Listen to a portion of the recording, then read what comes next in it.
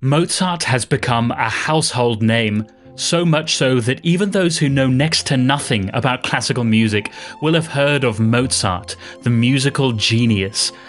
Many of those who are more familiar with classical music would not say that Mozart was the greatest composer who ever lived. That prize might go to Beethoven or to Bach.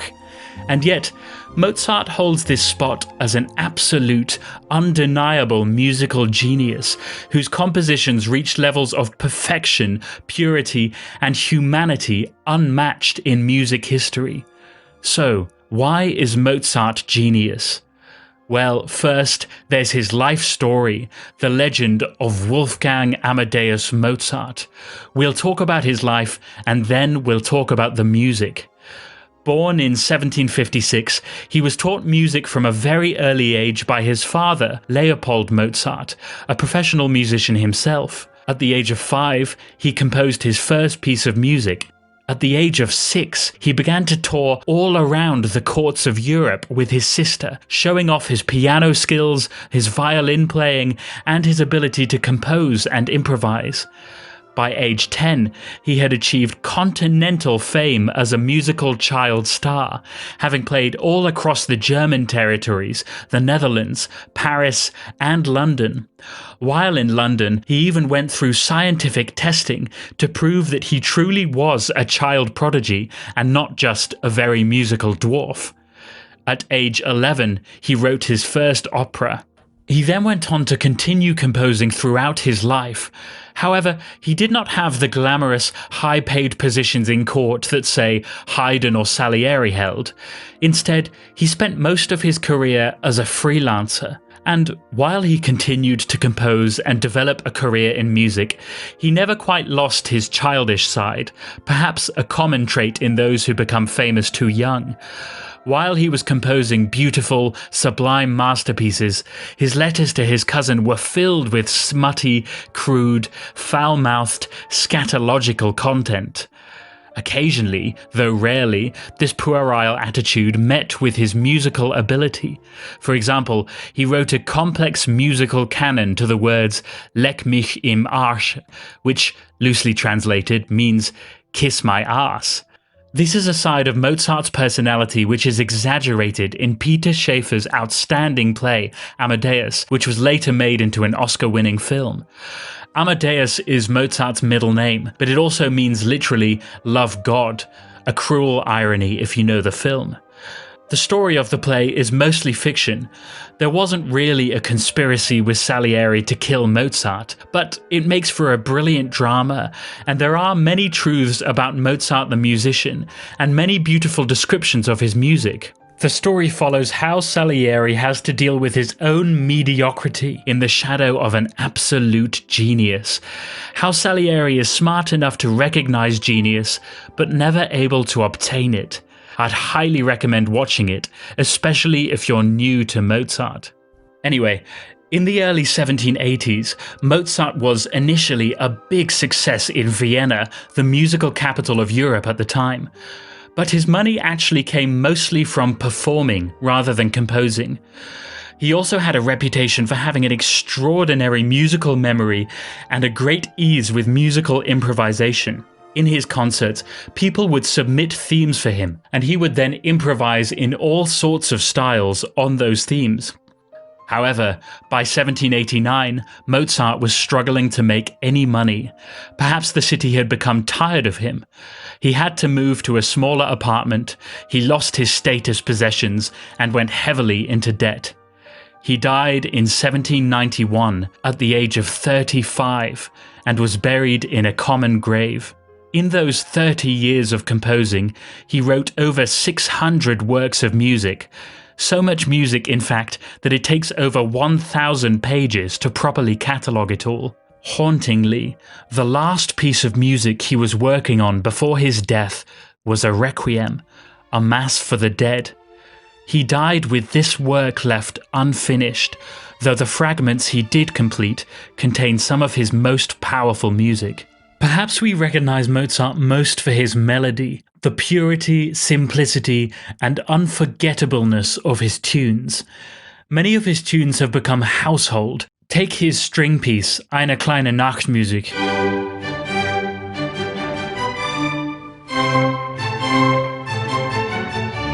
Or his simple C major piano sonata.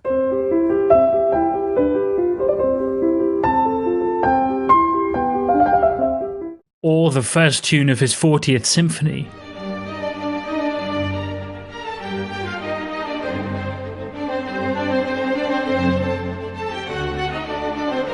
And doubtless many more.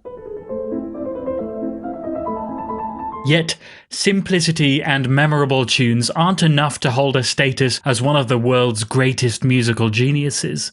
But Mozart had an extraordinary talent for turning the simple into something sublime. Listen to this moment from his flute and harp concerto. It starts in utter simplicity, but then becomes something more.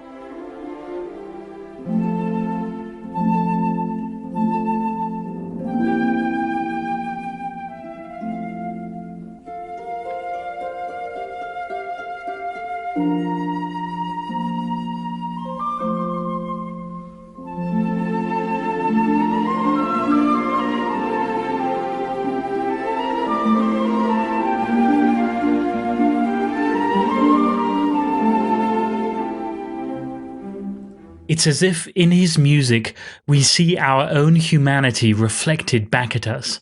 Listen to this movement from his Serenade for Winds No. 10, known as the Gran Partita. Here's a quote from Amadeus that describes it beautifully.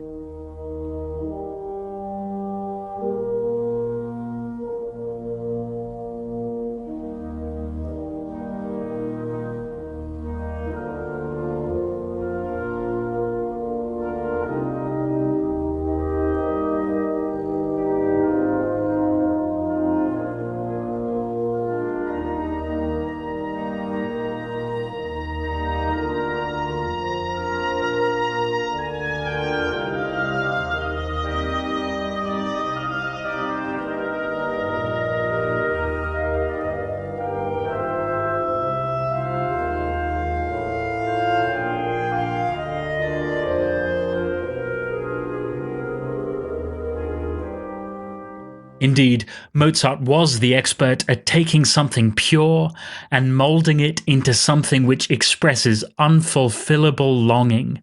In his best works, we get the sense that he is reaching out towards the infinite, towards something more, something bigger than ourselves. Listen to this moment from the Kyrie of Mozart's Great Mass in C minor, how it rises up, up, and ever more up.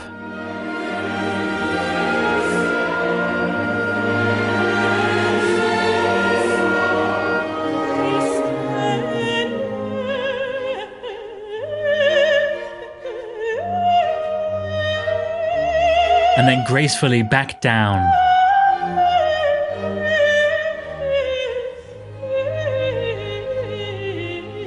To the climax.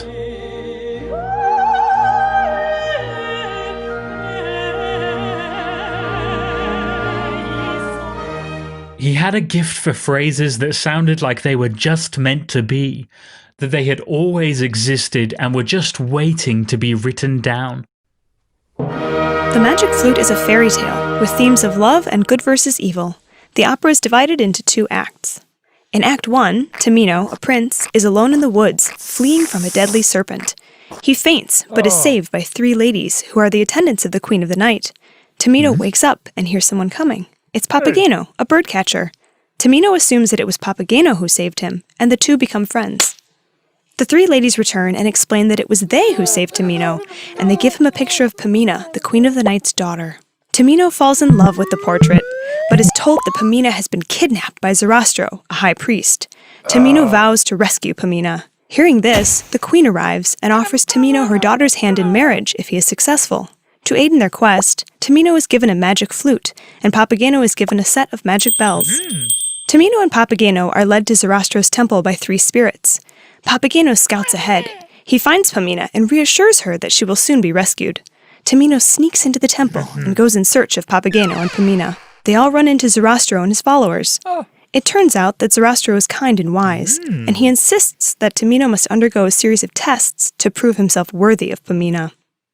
In Act 2, with the series of tests about to begin, Zarastro explains that he kidnapped Pamina from her evil mother, the Queen of the Night, because Tamino and Pamina are meant to be together.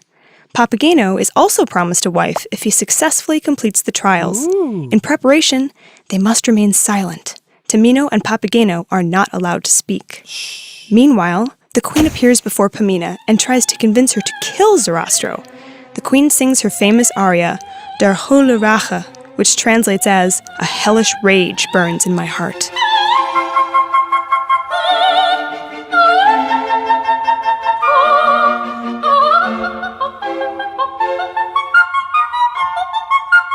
But the Queen of the Night's efforts are in vain. Tamino and Pamina meet again, but because he is not allowed to speak, Pamina fears Tamino no longer loves her. The 3 spirits reassure Pamina that Tamino does love her.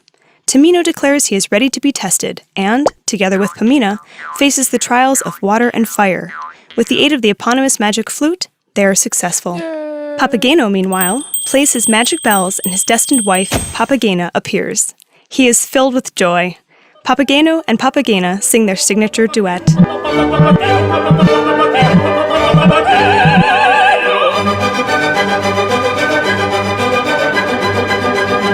The Queen of the Night is angered by everyone's love and success. She returns to destroy the temple, but she is cast out into the darkness forever. All is well, everyone is thankful, and they watch the sunrise together. And that is the story of the Magic Flute.